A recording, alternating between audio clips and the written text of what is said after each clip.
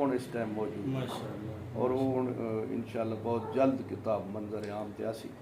और वो लिखसां। सर कुछ अनायत फरमाओ अगर दोसे दी बकरी तो तुसां सुनी हुई है जी, बार जी। बार नहीं वध सुनाओ जी अज लाइव सुनता वो एक बंदे दे घर नूं भाल लग गई ना जी। वो कोई महीने डेढ़ बाद एक बंदा नूं पता लगा दोस्त आई उसका उस आखिया यार वो फलाने नां च आया तो मैंने बड़ा अफसोस लगे कि'यां भाल लगी तो बारा रोटी का टाइम आई सारा कल्चर है रोटी के टाइम जरा आसी तो उसनूं रोटी का खलवावनी आदमी चाह रोटी वो रोटी घिन आया ते उस पुछा यार ये दस भाई भाल लगी कि'यां ते मिसमी कि'यां उस आखिया यार लगी तो बस छप्पर नूं भाल लगी बालां कोई तीली शीली लाई ते 5 मिनटां च आंढ गवांढ बाल्टियां भर के घिन आया तो हाँ मिसुम गई वो बात 5 मिनटां च मिसुम गई है लेकिन जेड़ी मेरे जेबे नूं लगी खली वो पता नहीं इस कंसेप्ट च कल्चर है साडे वसबे दा हर वांडे ढोक ते कस्बे दा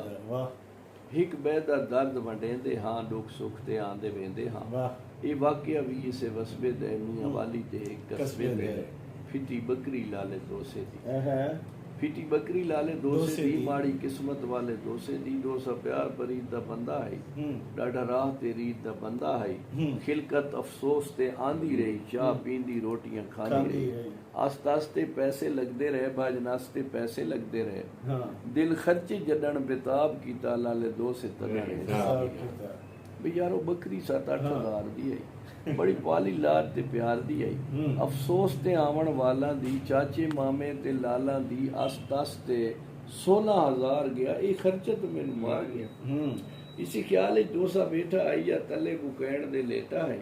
कह बार बुए ते ला मारा जल्दी च आवाज वाला मारा आ बकरी आन संभाल फिरा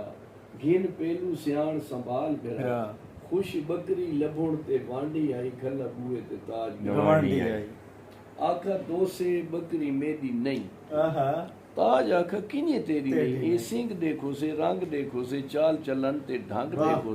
ए बुत देखो जो बन देखो दुध नाल भरे हुए थान देखो ओ तेरी बकरी नू पहचानदा हां ए सारे लक्षण जानदा हां घा अपने चू रोज वलेंदा हम जेड़ा तेरे नाल करेंदा हम बहु डोटी ते बहु तकड़ी है ए बकरी तेरे